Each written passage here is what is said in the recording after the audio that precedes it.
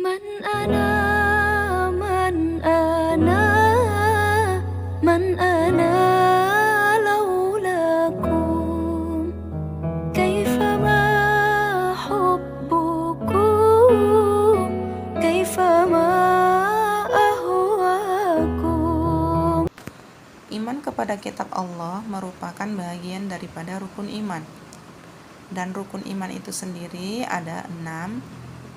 Yang pertama iman kepada Allah, kedua iman kepada malaikat, ketiga iman kepada kitab-kitab Allah, dan yang keempat iman kepada rasul-rasul, yang kelima iman kepada hari kiamat, dan yang keenam iman kepada qada dan qadar Allah.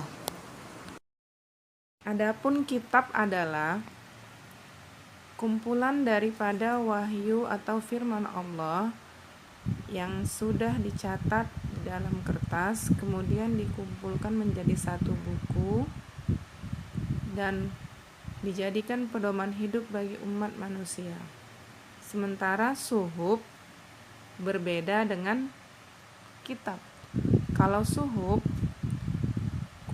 merupakan firman Allah atau wahyu Allah yang masih berupa lembaran-lembaran kertas dan tidak dikumpulkan menjadi satu buku. Jadi persamaan suhuf dengan kitab sama-sama merupakan wahyu atau firman Allah dan dijadikan sebagai pedoman hidup umat manusia. Sementara perbedaannya tadi adalah kalau kitab sudah dikumpulkan menjadi satu seperti buku, seperti kitab suci Al-Quran, sementara suhuf masih berbentuk lembaran-lembaran firman Allah atau lembaran-lembaran kertas yang dicatat, lembaran firman Allah yang dicatat dalam satu kertas. Jadi iman kepada kitab Allah adalah meyakini bahwa Allah sudah menurunkan kitabnya kepada para rasulnya dan dijadikan sebagai pedoman hidup bagi umat manusia. Adapun kitab-kitab Allah yang wajib kita imani adalah 4. Yang pertama Taurat, kedua Zabur, ketiga Injil, dan keempat kitab suci Al-Quran. Yang pertama Allah turunkan adalah kitab Taurat yang diturunkan kepada Nabi Musa alaihissalam untuk kaumnya Bani Israel, yang diturunkan di Bukit Tursina pada abad ke-15 sebelum Masehi yang menggunakan bahasa Ibrani.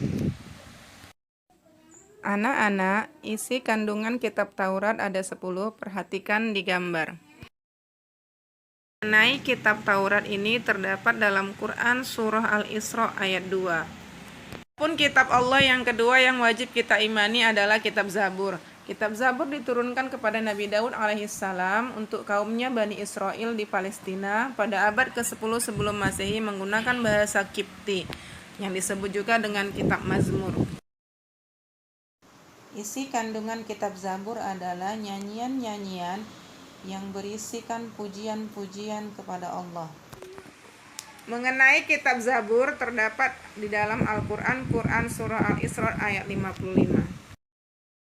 Kitab Allah yang ketiga yang wajib diimani adalah kitab Injil yang diturunkan kepada Nabi Isa alaihissalam untuk kaumnya Bani Israel di Palestina pada abad ke-1 Masehi menggunakan bahasa Suryani atau disebut juga dengan Alkitab atau Bible.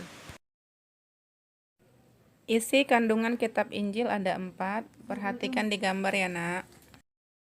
Mengenai kitab Injil terdapat di dalam Al-Quran, diantaranya dalam Quran surah Maryam ayat 30.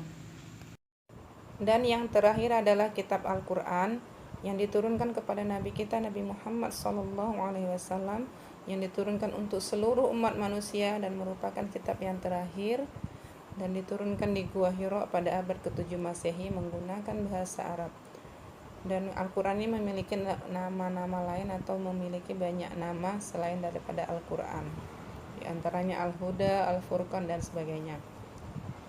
Jadi kitab yang wajib kita imani ada 4. Pertama tadi Taurat, kedua Zabur, ketiga Injil, dan yang keempat adalah kitab suci Al-Quran.